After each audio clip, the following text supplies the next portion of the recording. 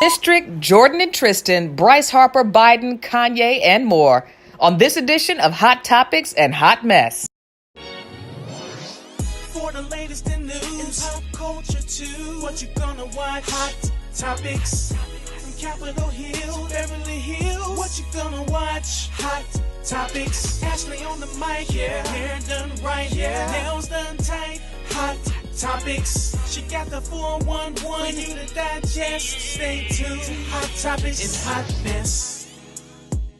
This is Ashley. Welcome to this edition of Hot Topics and Hot Mess. A lawmaker in Maryland is under fire after she referred to residents in Prince George's County as the nigger district. Who said that? Who said that? It was Marianne Lasante. She represents Southern Harford County, which is near Baltimore. What? Oh, no, she did. Oh, yes, she did. I spoke to a few residents in her county. Let's hear what they had to say. The word that she used does not represent our community at all, and we feel she needs to resign. We had her sign in our yard. Her use of that word to describe black Democratic voters in Prince George's County represents a betrayal. You know, I think a lot of white people don't understand just truly how hurtful that word is. So Lasante has refused to resign, but she's been unanimously censored by the Maryland House of Delegates. Jordan and Tristan, that's right. Kylie Jenner's best friend Jordan supposedly had some type of quick fling relationship with Khloe's baby daddy. We don't even know if they're together anymore. Y'all asked me to talk about this. The truth of the matter is, I don't care. The Kardashians were rich and attention-seeking before this ever happened. The Kardashians will be rich and attention-seeking after this happens. I choose to devote no more energy to this. But I do wish Jordan all the best. She seems like a very lovely young woman, and she shared her side of the story with Jada Pinkett Smith last week on Red Table Talk, so be sure to check that out. Hot Topic.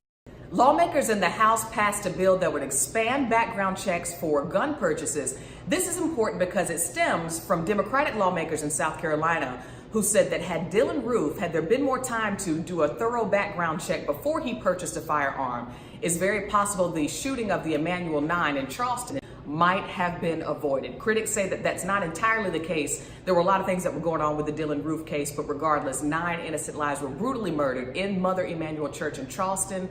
And so we're going to see where this bill goes. It is not expected, unfortunately, to pass the Senate. R. Kelly is free and I'm mad. So yeah, a business owner, a woman in Chicago, posted his $100,000 bond. Apparently, y'all, he didn't even have it. His attorneys even said his financial situation was a mess. R. Kelly had been charged with criminal aggravated sexual abuse by 4 women. New evidence has come out. A new tape has been since presented to Chicago police that shows him engaging in sexual activity with a 14-year-old girl. Yes, a 14-year-old girl. Absolutely disgusting. Since then, there have also been reports that R. Kelly's employees and managers may also face charges because, let's face it, they've been enabling all this mess to happen for the past 2 decades. So I'm glad to see. Maybe there will be some resolve to this situation. In sports, Bryce Harper has signed a record-breaking 13-year deal with the Philadelphia Phillies for $330 million. I always enjoyed watching Bryce play here in Washington, D.C., at the home of the Nationals. Now he's moving to the Phillies. They said this is the biggest contract ever in the history of Major League Baseball. Bryce, I'll be here to watch you with the Phillies. You still fine, even though you're not with D.C. anymore. I'm going to still watch you. Don't argue me on that. Jay Inslee, the governor of Washington State, has announced his decision to run for president. He's solely focused on climate change.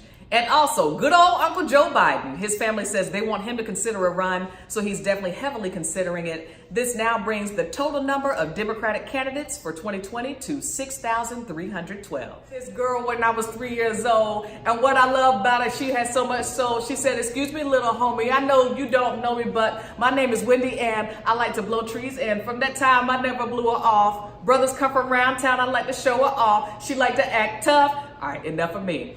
That's Kanye's song, The Homecoming. He's talking about his beloved Chicago, the Windy City. Y'all, there is about to be a black woman representing Chicago as the mayor for the very first time. It's coming down to 2 women, Lori Lightfoot or Toni Preckwinkle. There's a runoff on April 2nd, so we'll see who will be leading the Windy City.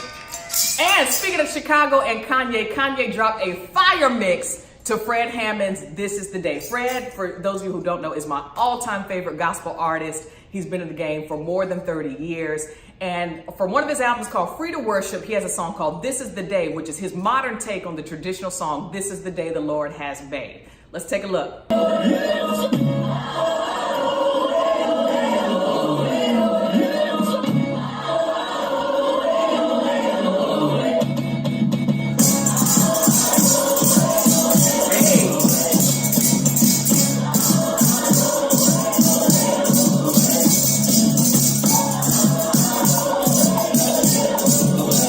Don't argue me on this. The church, of course, was divided. People said Kanye ain't got no business up here doing a Fred song. He's possessed by demons. Look, I don't care what you believe about Kanye personally, professionally, or politically. The man is a creative genius. The man can produce. Fred Hammond even loved it. Fred posted on his page how much he loved Kanye's hit. And that's a wrap for this week's edition of Hot Topics and Hot Mess. I'm Ashley, ASHLEI. Be sure to subscribe to my channel. Check out links below on YouTube to some of the news stories that we talked about today. Share with friends, spread the word. Keep it going.